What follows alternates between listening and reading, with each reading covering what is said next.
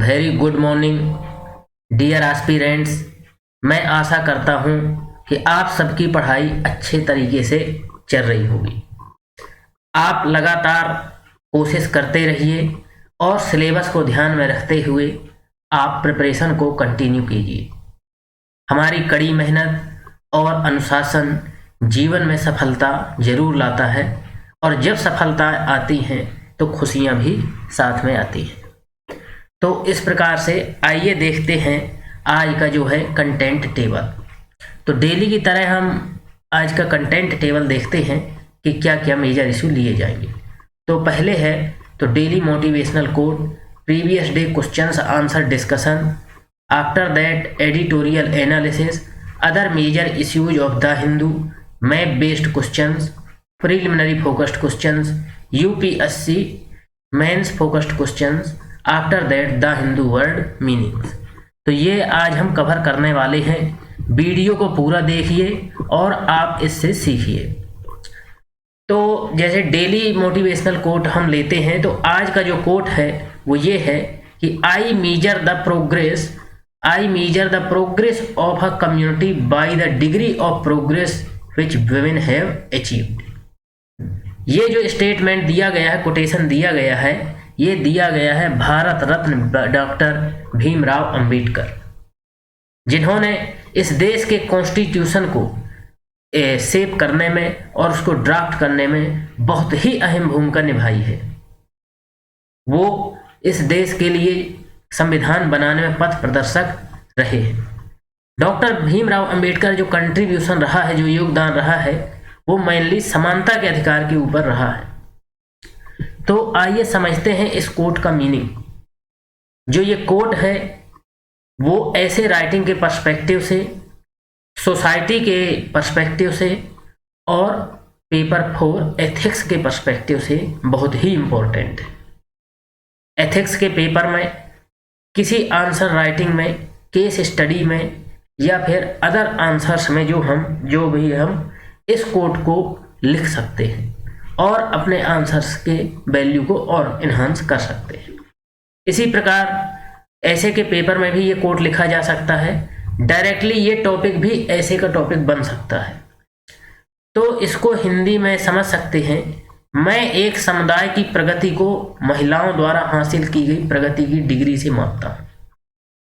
तो यहां पर उन्होंने कम्युनिटी की बात कही है, किसी पर्टिकुलर कम्युनिटी। तो यदि किसी पर्टिकुलर कम्युनिटी के विकास को देखना है कि उस कम्युनिटी ने क्या विकास किया है, उसने क्या आर्थिक, सामाजिक और राजनीतिक अचीवमेंट प्राप्त किए हैं, तो बी आर अम्बेडकर का कहना है कि उसको मैं उस नजरिए से देखूंगा कि उस कम्युनिटी, उस समुदाय की महिलाओं ने क्या प्रोग्रेस किया है। Generally in case of India society from the very early was patriarchal. यहां पर जो समाज था वो पितृसत्तात्मक था। तो जो हमारी माताओं बहनों का जो विकास है वो उस तरीके से नहीं हो पाया है जैसे कि वेस्टर्न कंट्री में हुआ है। तो वुमेन एम्पावरमेंट जो है समाज को आगे बढ़ाने का और समाज को सशक्त बनाने का सबसे अच्छा तरीका है। यदि पढ़ी लिखी यदि होगी माता तो घर की होगी भाग्य विधाता। जैसा कहते हैं कि बेटे को यदि पढ़ाते हैं तो एक परिवार संभलता है और हम अपनी बेटियों को पढ़ाते हैं तो दो परिवार संभलते हैं। तो इस प्रकार से किसी भी समाज की या किसी समुदाय का जो विकास की कड़ी है वो है महिलाओं का विकास। तो आइए देखते हैं previous day questions answer discussion. जो पहला क्वेश्चन दिया था वो ये था कि which of the following Black Sea does not share its boundary. तो उसका आंसर था कि Black Sea does not share its boundary with Belarus. तो जो बेलारूस कंट्री वो नॉर्थ में पड़ता है, मेनली यूक्रेन के नॉर्थ ईस्ट की तरफ लोकेटेड है, तो वो जो है ब्लैक सी को टच नहीं करता है। नेक्स्ट क्वेश्चन था कि during freedom struggle who published newspaper the Hindu and स्वदेश मित्र। तो इसका आंसर है कि during freedom struggle newspapers the Hindu and स्वदेश मित्रम वर पब्लिश्ड बाई जी सुब्रमण्यम अय्यर। ये वही द हिंदू है जो हम पढ़ रहे हैं। इसी द हिंदू को जी सुब्रमण्यम अय्यर के द्वारा जो है सबसे पहले न्यूज़पेपर के तौर पे पब्लिश किया गया था। नेक्स्ट क्वेश्चन था कि which state is associated with Paika rebellion. तो यहाँ पे जो आंसर था ये था कि Orissa state was associated with Paika rebellion. तो ये थे प्रीलिमिनरी फोकस्ड क्वेश्चंस। आइए देखते हैं मेंस ओरिएंटेड क्वेश्चंस। जो मेंस ओरिएंटेड क्वेश्चन था वो ये था कि East India Company that came India as a trading partner but later became the ruler of this country. कि जो शुरू में व्यापार के पर्पज से आई हुई थी, व्यापार करने के उद्देश्य से जो कंपनी आई हुई थी, वो बाद में यहाँ का जो है रूलर बनी या फिर शासन करने वाली कंपनी बनी। तो यहाँ पे जैसे कि ईस्ट इंडिया कंपनी जो आई इंडिया में वो 1600 AD में आई, जो एज ए ट्रेडिंग कंपनी। इसको क्या है, under the charter of the British government, British government को द्वारा इसको चार्टर या परमिशन दी गई थी, जो कि धीरे धीरे gradually by introduction of different acts and expansion policy establish their rule. तो इन्होंने जो ये इस बात को समझा कि यहाँ पर यदि व्यापार करना है और व्यापार अच्छे फायदे का करना है जिसमें से अधिक फायदा हो, तो कहीं ना कहीं टैक्सेशन को कम करना होगा और रूल और रेगुलेशन अपने नियम के अनुसार बनाने होंगे, तभी हम अधिक से अधिक लाभ कमा सकते हैं और हम अपनी कंपनी को प्रॉफिट में ला सकते हैं। तो जो उनका एक ही उद्देश्य था शुरू से लेके अंत तक कि maximization of the profits and harnessing the resources as much as possible and deporting these resources to the England. तो उन्होंने इस बात को समझा कि यहाँ के जो रूल्स हैं, कस्टम्स हैं, वो हमारे फेवर में नहीं है। यदि यहाँ पर रूल्स और कस्टम्स को हमारे फेवर में बनाना है तो हमें लगातार इस चीज के लिए प्रयास करना पड़ेगा कि हम यहाँ के रूल्स और रेगुलेशंस को फ्रेम करना शुरू करें। तो different actions, wars and different diplomatic policies जो ब्रिटिशर्स है उन्होंने धीरे धीरे डिफरेंट प्रोविंसेस में अपना राज्य स्थापित किया।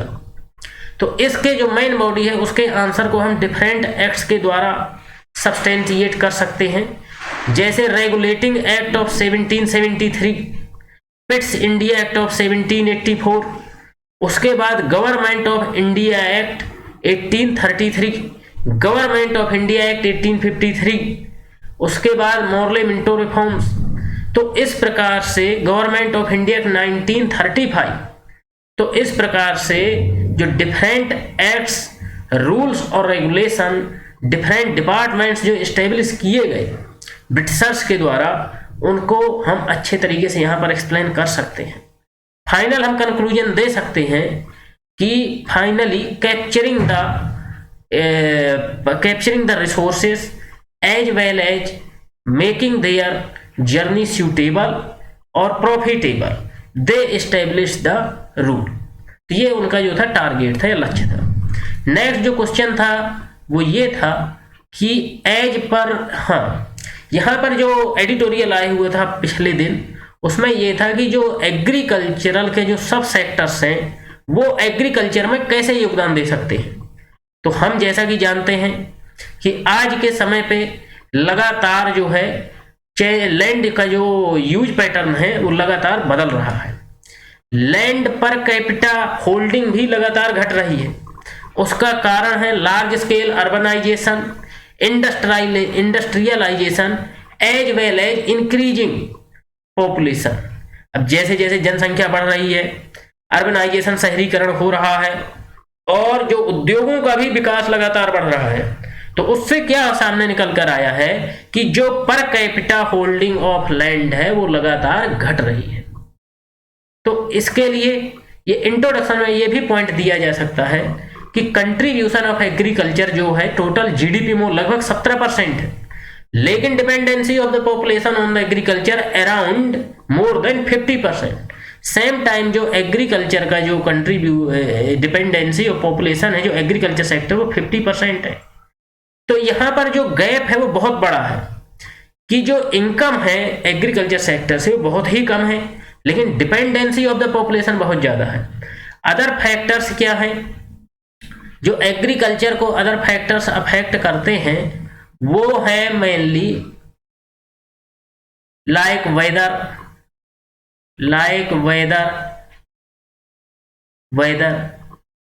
Fertilisers, soil productivity, different quality seeds. तो ये जो है फैक्टर्स हैं जो एग्रीकल्चर को अफेक्ट करते हैं। इससे क्या है, एग्रीकल्चर की प्रोडक्टिविटी डिपेंड करती है। कभी कभी हम देखते हैं कि हमारे अन्नदाता जो किसान हैं वो बहुत ही कड़ी मेहनत करते हैं, पर जब फसल सही समय पे पकने वाली होती है या पकी हुई फसल खड़ी होती है तो अननेसेसरी जो बारिश होती है या फिर जो ओलावृष्टि होती है उससे फसल को नुकसान होता है। तो यहाँ पर यदि एलाइड सेक्टर के तौर पर, अल्टरनेटिव के तौर पर यदि एनिमल रीयरिंग, फिशरीज, फूड प्रोसेसिंग जो है साथ साथ किया जाएगा तो यहाँ पर जो है एक दूसरा बैकअप तैयार रहेगा। यदि किसी एक फसल में घाटा लगता है तो किसान उस घाटे को सिर्फ पूरी तरह से उस घाटे पे वो पूरी तरह से फंसने की बजाय जो है अदर अल्टरनेटिव उसके पास तैयार रहेगा। तो इस प्रकार से जो है वो कहीं ना कहीं अपने बैकअप को तैयार करके उसका सहारा ले सकता है। तो एनिमल रीयरिंग क्या होता है? एनिमल रीयरिंग ये है कि एग्रीकल्चर के साथ साथ पशुपालन किया जाए। अब पशुपालन में जो है मेनली जो एनिमल्स होते हैं उनपे वेदर्स का उतना इफेक्ट नहीं पड़ता है, उनके लिए उतनी बेहतरीन क्रॉप्स की भी जरूरत नहीं है। जनरल टाइप का जो है ग्रास है या फिर घास है उसको उगा करके, चारे को उगा करके उनका आहार बनाया जा सकता है। अब इसके बैकवर्ड और फॉरवर्ड लिंकेजेस क्या हैं? बैकवर्ड लिंकेजेस ये है कि जो एग्रीकल्चर की जो प्रोडक्टिविटी है, सॉइल की प्रोडक्टिविटी, वो ऑर्गेनिक मैन्योर से बहुत अधिक बढ़ती है। तो यहां पर जो एनिमल्स का जो वेस्टेज है उसका जो एग्रीकल्चर में एज ए फर्टिलाइजर के यूज में तौर किया जाएगा, वो इंसानों के लिए भी अच्छा उत्तम है और लॉन्ग पीरियड ऑफ टाइम, अधिक लंबे समय तक सस्टेन करने के लिए भी एग्रीकल्चर की जो सॉइल की जो प्रोडक्टिविटी है उसके लिए भी अच्छा है। तो इस प्रकार से, और फॉरवर्ड यदि इसका लिंकेजेस देखा जाए तो फॉरवर्ड लिंकेजेस ये है कि जो पशु हैं वो दूध देते हैं, तो जो मिल्क प्रोडक्शन है उससे किसानों की इनकम जनरेट होगी और फैमिली का नरिशमेंट भी होगा पोषण अभियान के थ्रू। तो इसमें क्या है कि जैसे कि पोषण अभियान चल रहा है तो उसका भी उद्देश्य यही है कि एंडिंग द माल नरिशमेंट, तो सफिशिएंट न्यूट्रिशन प्रोवाइड कराना। फूड प्रोसेसिंग के तौर पे क्या है कि माइक्रो स्मॉल इंडस्ट्रीज एस्टेब्लिश की जा सकती है like jaggery production and another ways. तो इस प्रकार से इसके साथ साथ फिशरीज को भी ऐड करके ब्लू रिवॉल्यूशन के थ्रू किसानों की इनकम को बढ़ाई जा सकती है। तो कुल मिला के हमने यहां पर जो बात की वो है मिश्रित कृषि यानी कि mixed agriculture, production of crops with rearing of animals, यानी कि फसलों का उत्पादन पशुपालन के साथ साथ। तो ये बहुत ही अच्छा साबित होने वाला है और इस पर जो है प्रॉपर इंप्लीमेंटेशन किया जाना चाहिए और अमल किया जाना चाहिए। आइए देखते हैं नेक्स्ट टॉपिक। अब जो नेक्स्ट टॉपिक आया हुआ है वो ये है कि new measures of inflation is briefing on the horizon. अब जो न्यू मेजर्स कुछ लाए गए हैं वो इन्फ्लेशन को कंट्रोल करने के लिए, तो उसको समझते हैं। तो सबसे पहले तो ये समझते हैं कि इन्फ्लेशन क्या है और उसके बैकग्राउंड को, कितने प्रकार के इन्फ्लेशन होते हैं, उसको कैसे कंटेन किया जाता है, उसको कैसे मैनेजमेंट किया जाता है। साथ ही साथ ये भी देखेंगे कि इंडिया में कौन कौन से इंडेक्स यूज किए जाते हैं। तो सबसे पहले समझते हैं कि व्हाट इज इन्फ्लेशन। तो consistent price rise for a certain period of time known as inflation. यदि लगातार किसी भी वस्तुओं की मूल्य में जो है बढ़ोतरी होती है तो उसको महंगाई कहा जाता है, इन्फ्लेशन कहा जाता है। जो टाइप्स ऑफ इन्फ्लेशन होते हैं वो मेनली दो तरह के हो सकते हैं। सप्लाई साइड जिसको कहते हैं production less, supply side lace मतलब यहां पर है कम, लेस का मतलब है कम से, तो सप्लाई साइड यानी प्रोडक्शन लेस प्रोडक्शन होगा।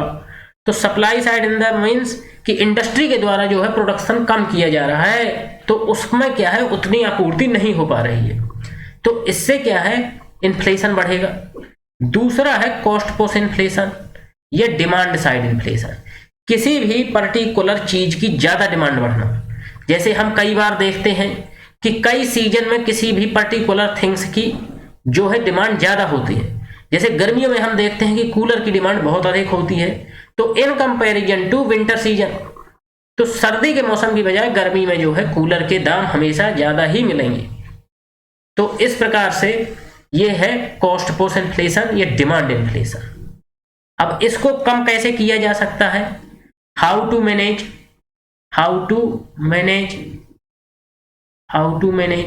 इसको मैनेज कैसे किया जाए। यदि प्रोडक्शन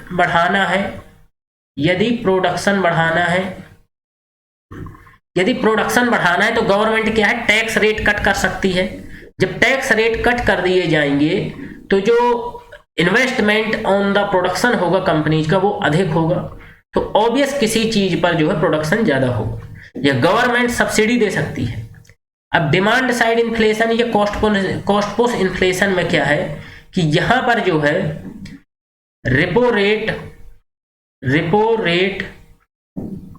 और रिवर्स रेपो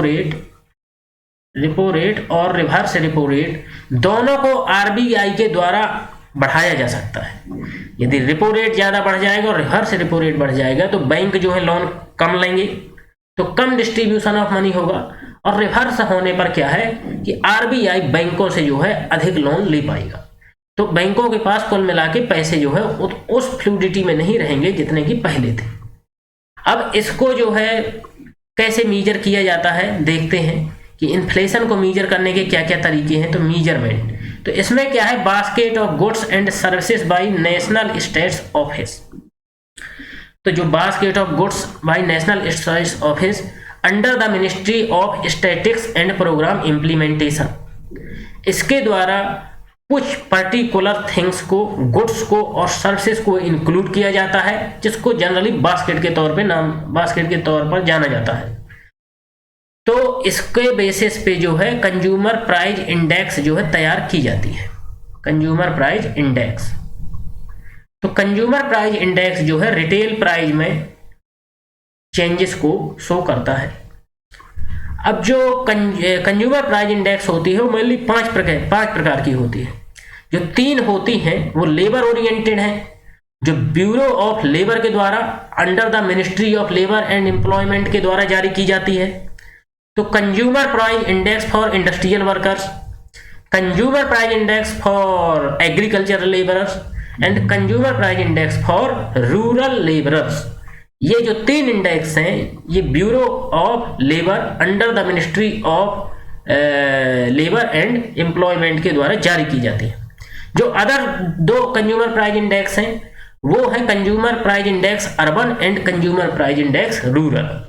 ये जो है नेशनल स्टैट्स ऑफिस के द्वारा under the Ministry of Statistics and Programme Implementation के द्वारा जारी की जाती हैं। तो इस प्रकार से हमने इसको इन्फ्लेशन को समझा। आइए देखते हैं नेक्स्ट टॉपिक। जो नेक्स्ट टॉपिक है वो है रसिया रिकॉग्निशन। जैसा कि पिछले दिनों रसिया के द्वारा स्टेटमेंट दिया गया कि Putin's action are aimed at wresting from the West guarantees against NATO expansion.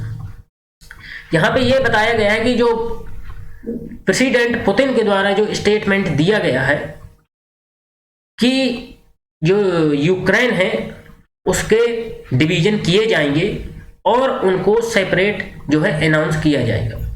तो इस जो ये आर्टिकल आया हुआ है इसमें मेनली ये बताया गया है कि जो ये डिसीजन लिया गया है वो एश्योरेंस ना होने के कारण फ्रॉम द वेस्टर्न कंट्री की जो नाटो ऑर्गेनाइजेशन है उसका फर्दर मिलिट्री एक्सपांसन जो है रसिया में नहीं होगा।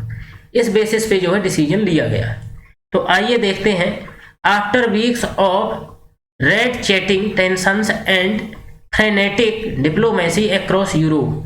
Russian President Vladimir Putin has played a major move by announcing formal recognition for the Donbas region enclaves.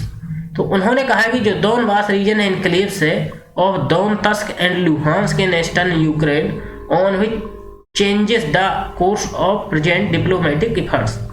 तो इसमें जैसा कि हम इसको मैप से रिकॉग्नाइज कर सकते हैं, तो रसिया के द्वारा जो स्टेटमेंट आया हुआ है कि उसने जो है इसको सेपरेट रिकॉग्निशन माना हुआ है, जो डोनबास रीजन है इसको, और इसमें मेनली लुहांस्क और डोनेत्स्क को, तो उसने सेपरेट इसको रिकॉग्निशन माना है। तो इसके ऊपर आया कि इसको क्यों सेपरेट रिकॉग्निशन मानने के लिए जो है रसिया को मजबूर किया गया। तो वेस्टर्न जो कंट्रीज हैं उनके द्वारा ये फर्दर एश्योरेंस दिए जाने की आवश्यकता है कि जो फर्दर नाटो का मिलिट्री एक्सपांसन है वो फर्दर रसिया में नहीं होगा और उनको प्रॉपर सिक्योरिटी प्रोवाइड कराई जाएगी। तो इस प्रकार से कोई सिक्योरिटी इश्यू नहीं होना चाहिए।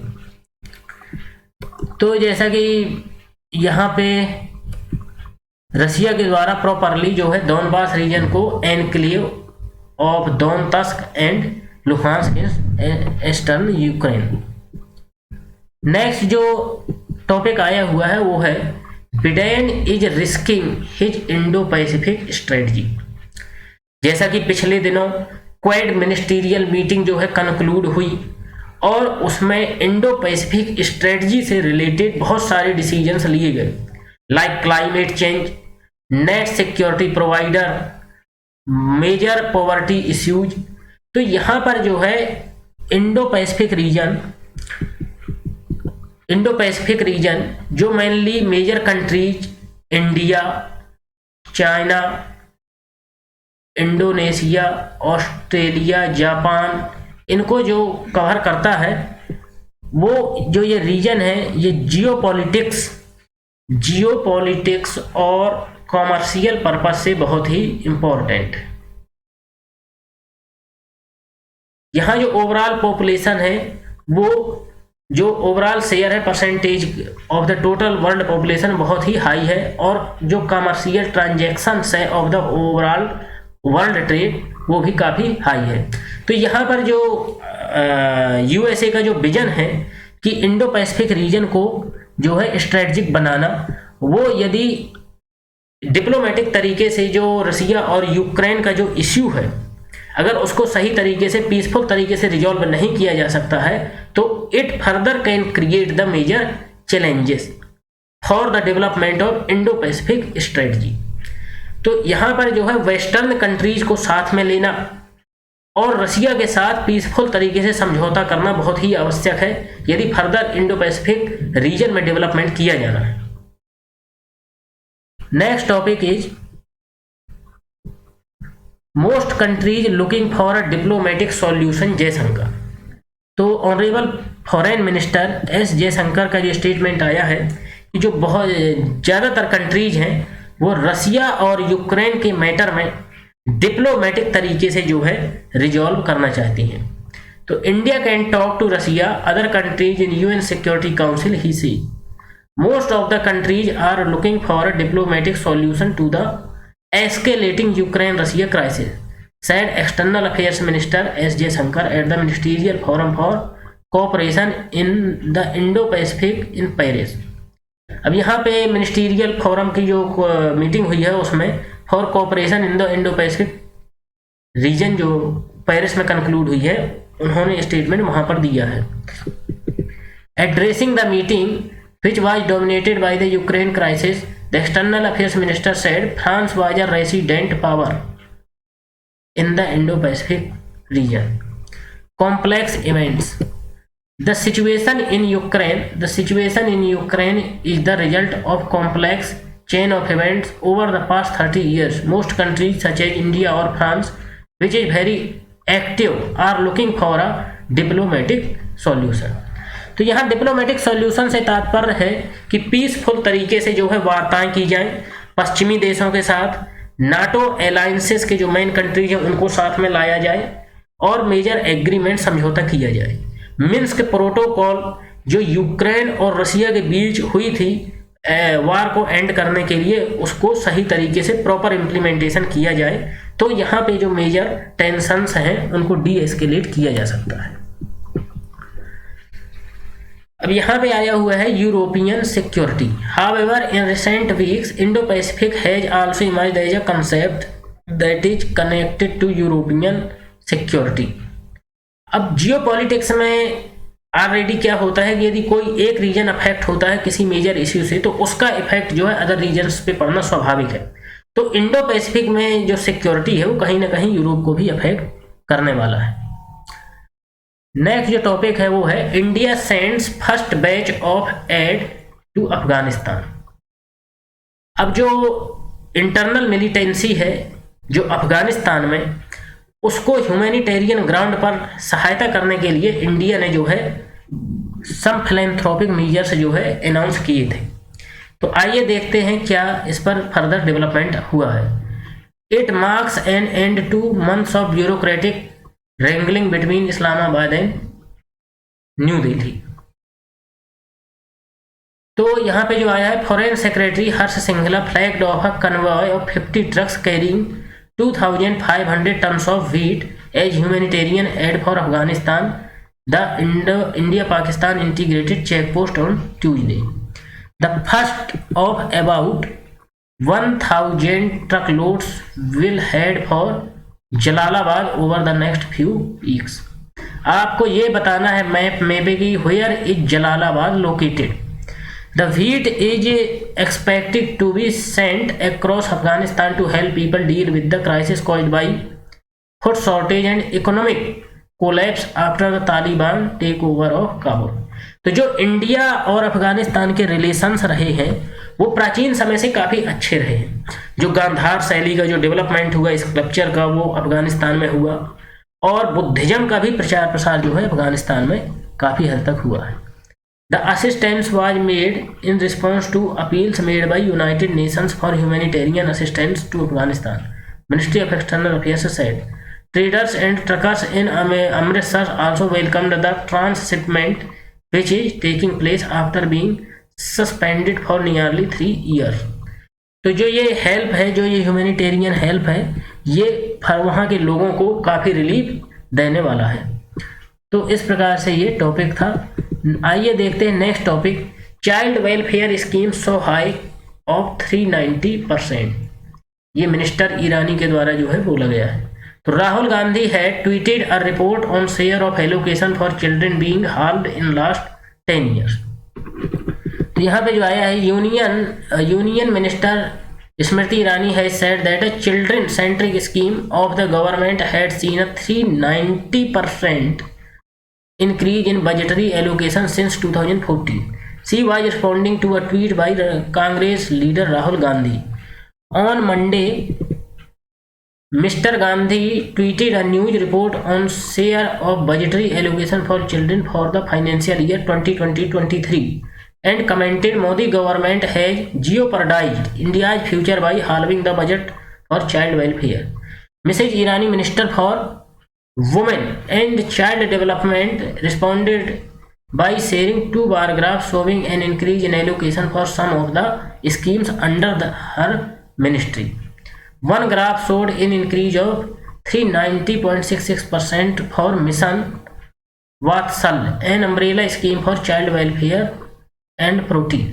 तो जो वात्सल्य स्कीम चल रही है वो किससे रिलेटेड है? चाइल्ड वेलफेयर और प्रोटीन की जो आपूर्ति है बच्चों को हो उससे रिलेटेड है। तो इस प्रकार से ये इस टॉपिक के जो ये समरी थे। Next topic is Russia faces sanctions after Putin move. अब जैसा कि ऑनरेबल प्रेसिडेंट ऑफ रसिया जो है सेपरेट रिकॉग्निशन देने की जो है बात कही है, जो डोनबास रीजन है, तो उसके बाद जो है बहुत सारी कंट्री ने सैंक्शंस लगाना जो है शुरू कर दिए हैं। तो US terms Russian troops deployment and eastern Ukraine invasion west to announce new sanctions. Russia faced prospect of harsh new western sanctions on Tuesday after president Vladimir Putin recognized to break away region in eastern Ukraine and ordered the deployment of troops there, deepening Western fears of major war in Europe। Ukraine said 2 soldiers had been killed and 12 wounded in shelling by pro-Russian separatists in the east in the past 24 hours and reported new hostilities on Tuesday morning. तो ये जो है बहुत सारी जो countries हैं against the रसिया बहुत सारे सैंक्शंस लेने वाली हैं। अभी इस पर जो है बहुत सारी पिक्चर आना बाकी है, फर्दर क्या मेजरमेंट्स लिए जाते हैं और क्या डेवलपमेंट्स होते हैं एट द ग्लोबल लेवल, वो आने वाले समय पर जो है देखा जाएगा। अब कल के लिए जो मैं बेस्ट क्वेश्चन तैयार किया गया है वो ये है कि with which state Manipur does not share its boundary. जो मणिपुर है किसके साथ अपनी बाउंड्री शेयर नहीं करता है? ऑप्शन ए है Meghalaya, B Assam, C Nagaland, D Mizoram. Preliminary focused question है। पहला क्वेश्चन है which one of the following pairs of islands is separated from each other by 10 degree channel. First option है अंडमान एंड निकोबार, दूसरा है निकोबार एंड सुमात्रा, सी है Maldives and Lakshadweep, D Sumatra and Java. Question number 2 है the Radcliffe committee was appointed to a solve the problems of minorities in India, give effect to independence bill, C delimit the boundaries between India and Pakistan, D inquiry into the riots in the East Bengal. जो mains focused question है वो ये है कि empowering women is the key to control the population growth. यदि महिला सशक्तिकरण किया जाएगा तो जो जनसंख्या वृद्धि है उस पर कैसे कंट्रोल किया जा सकता है, इस पर आपको डिस्कस करना है। नेक्स्ट क्वेश्चन है what makes the Indian society unique in sustaining its culture. जो हमारी संस्कृति है वो काफी लंबे समय से सस्टेन है, मतलब उसका जो क्रमबद्ध तरीके से विकास जो है बना हुआ है। तो आपको इस समाज के जो विशेषताएं बताना है कि वो क्यों लगातार तरीके से सस्टेन है। आइए देखते हैं द हिंदू की जो वर्ड मीनिंग्स आज जो ली गई हैं। तो यहाँ पे जो फर्स्ट मीनिंग है वो है escalation. Escalation means to become और मेक समथिंग बिकम ग्रेटर और more. So the international relations are going to escalate further in near future. तो इसका ऐसे यूज किया जा सकता है। सैंक्शन, सैंक्शन मीन्स होता है an official order that limits business. जैसा कि many western countries impose sanctions on the Russia. Next है विगरस, वेरी फोर्सफुल और energetic. Vigorous efforts required for qualify the exam. Next जो मीनिंग है वो है allowance, an amount of something that you are allowed. Allowance will be paid to the old persons for the fulfillment their needs. Next है homogeneous. Homogeneous मतलब होता है समरूपता। made up of parts that are all of the same type. तो यहाँ पे क्या है कि homogeneous जो ये है एडिटोरियल में आया हुआ था, इन्फ्लेशन से रिलेटेड था कि homogeneous data is conducted from the rural areas for calculating the basket of the inflation. तो डियर एस्पिरेंट्स, इस प्रकार से हमने सभी टॉपिक कवर किए। हम आपसे अनुरोध करते हैं कि आप हमारे चैनल को सब्सक्राइब करें, आप अपने कमेंट्स लिखें और इसमें पूछे गए क्वेश्चनों का जो है आंसर जरूर दें। ये आपको, यदि आप ऐसा डे बाय डे करेंगे तो ये आपको नॉलेज को जो है इन्हांस करेगा। हमारा टेलीग्राम चैनल है स्कूल ऑफ यूपीएससी नाम से, आप उसको ज्वाइन करें और वहाँ से इसका PDF डाउनलोड करें। साथ ही साथ आपको वहाँ पर द हिंदू का भी PDF मिल सकता है। तो आप लेक्चर सुनने के बाद डायरेक्टली द हिंदू के टॉपिक पढ़ें और उनसे जो है लर्निंग्स करें। Thank you so much.